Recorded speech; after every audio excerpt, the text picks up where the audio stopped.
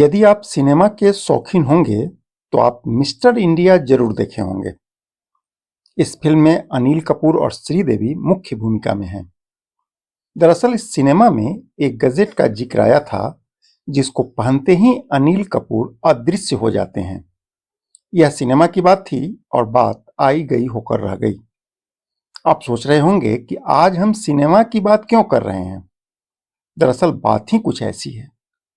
IIT Kanpur ने एक ऐसा ही गजेट तैयार कर लिया है जो मिस्टर इंडिया के कॉन्सेप्ट से बहुत हद तक मिलता जुलता प्रतीत होने वाला है। इसका नाम दिया गया है एनालक्ष्य। एनालक्ष्य एक प्रकार का मेटा मटेरियल है। भारत की सेना इसको रक्षा उपकरण के रूप में इस्तेमाल करने वाली है। इसके इस्तेमाल से बड़ा बड़ा बंकर, तोफ और अन्य सैन्य उपकरण रडार की पकड़ से बाहर हो जाएगा, यानी अदृश्य हो जाएगा। कहते हैं कि सेना के लिए यह उपकरण वरदान साबित होने वाला है। यह अत्याधुनिक मेटा मटेरियल दुश्मन सेना के लिए सिरदर्द साबित होने वाला है। यह मेटा मटेरियल दुश्मन के रडार को चकमा देने या भ्रमित करने में प्रयोग होना है।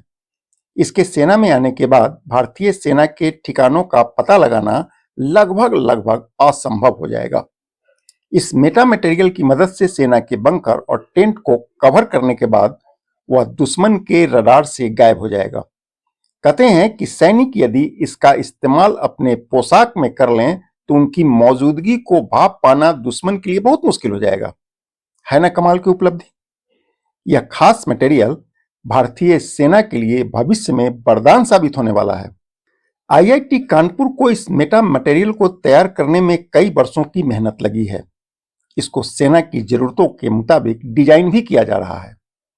आईआईटी कानपुर ने इस तकनीक का प्रपोजल भारत सरकार को भेज भी दिया है। भारत सरकार से मंजूरी मिलते ही इसका बड़े पैमाने पर उत्पादन शुरू हो जाएगा।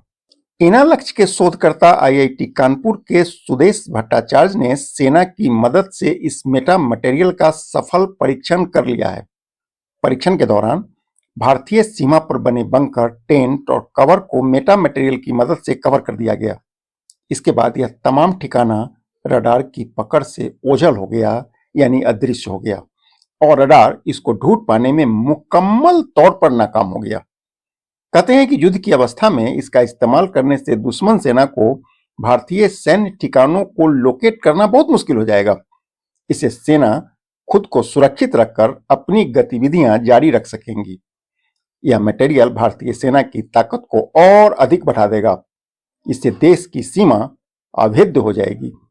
कुछ रोज पहले की बात है, कानपुर में डिफेंस एक्सपो का आयोजन किया गया था। इसमें भारतीय सेना से जुड़े तमाम आविष्कार और महत्वपूर्ण उपकरणों की प्रदर्शनी लगाई गई थी। इस कार्यक्रम में भारत के रक्षा मंत्री राजनाथ सिंह भी मौजूद थे।